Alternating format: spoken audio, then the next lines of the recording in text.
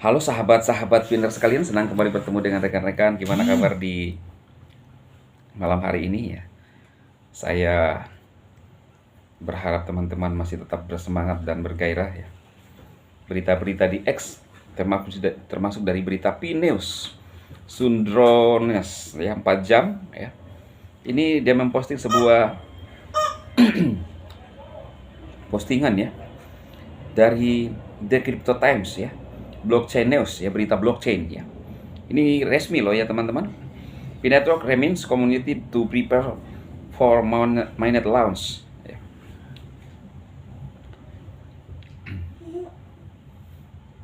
Ini dia.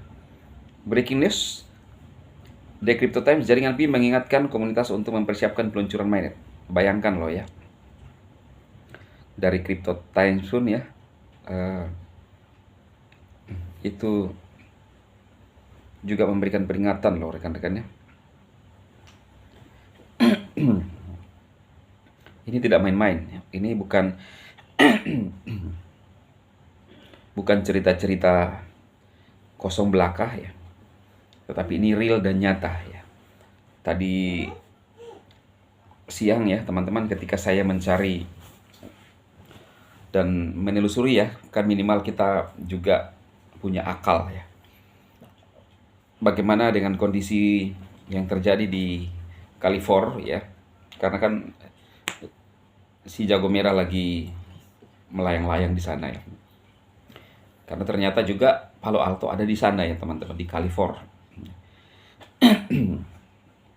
Nah, bagi saya ini tidak akan mempengaruhi kondisi open mainnet ya sendiri, karena tidak ada di dalam syarat pada saat disebutkan dari core team bahwa ketika open mainnet ada 3 syarat kondisi, yaitu yang berkaitan dengan komunitas kita ya, dan juga eksternal itu ya menyangkut masalah mungkin politik aja ya, karena kan kita lihat sekarang masih tetap ada beberapa yang bersih tegang, tetapi telah dikonfirmasi core team bahwa itu tidak mempengaruhi.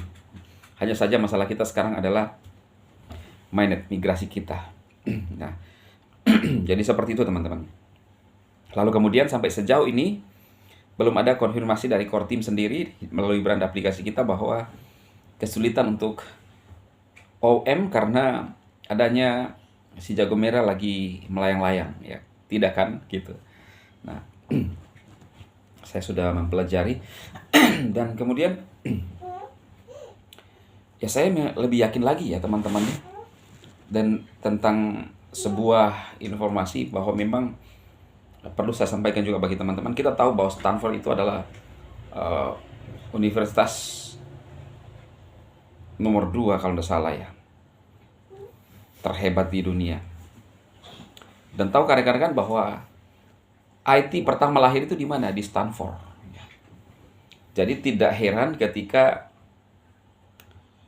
seorang Nicholas ya, punya gagasan dan ingin membuat sebuah terobosan di dunia, bukan hanya sekedar terobosan tetapi sejarah ya. Dari mana dia? Dari Stanford ya. Ini sejarah perjalanan Stanford itu, Stanford sendiri itu adalah nama orang ya. Siapa namanya si bapak ini? Siapa Stanford ya, punya seorang suami istri yang kurang lebih 18 tahun menanti anak ya.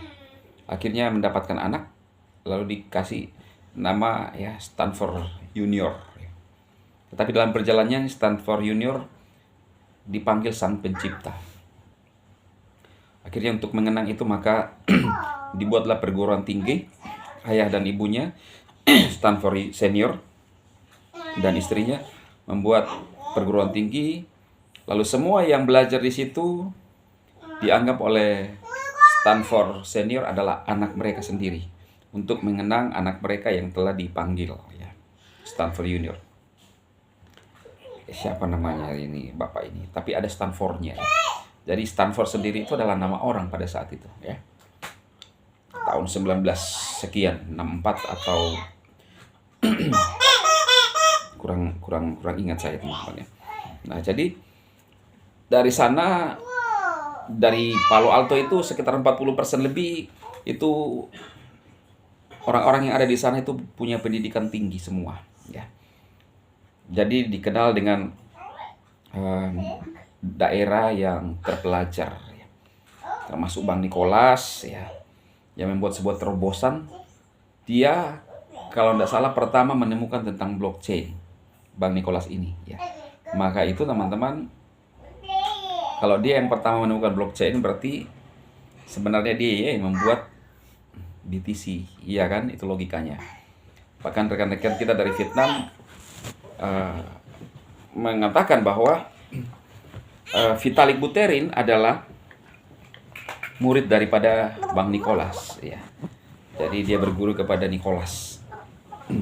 Nah, jadi itulah alasannya teman-teman, saya pribadi lebih percaya, lebih yakin dan sangat bergairah ya. Kalau kita lihat di X, yang menjadi pertanyaan saya beberapa waktu yang lalu adalah tentang Kosasih. Namun beberapa pertimbangan dan analisa saya yang akhirnya saya mulai yakin tentang keberadaan Kosasih.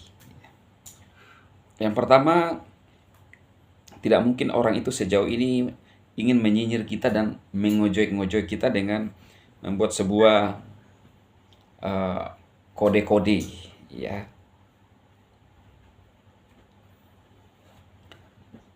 Sampai yang berkaitan dengan stellar ya, konsensus. Kenapa saya yakin? Karena memang ada pernyataan di GitHub tentang itu.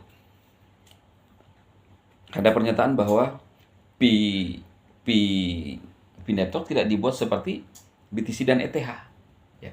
Maka itulah saya mulai yakin, oh iya, dulu saya nggak percaya tentang Kosasih. Tetapi lama-lama tentu kan kita manusia perlu namanya mengkaji, perlu menganalisa ini orang siapa ini, seperti apa sepak terjangnya, ya kan?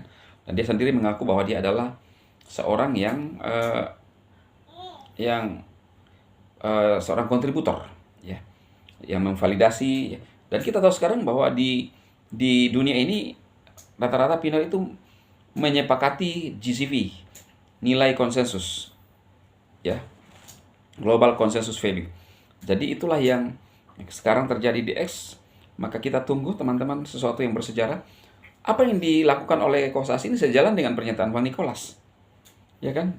Jadi Nicholas hanya melemparkan sebuah pernyataan yang mendukung tindakan-tindakan daripada Kosasih, ya. Termasuk pada saat Open Mainnet itu bersejarah. Maka saya pribadi percaya aja. Oke, selamat malam para pinner, tetap bersemangat. Sukses untuk kita semua. Jangan lupa mensupport channel Bang Dema. Nantikan video-video berikutnya. Selamat malam, semangat.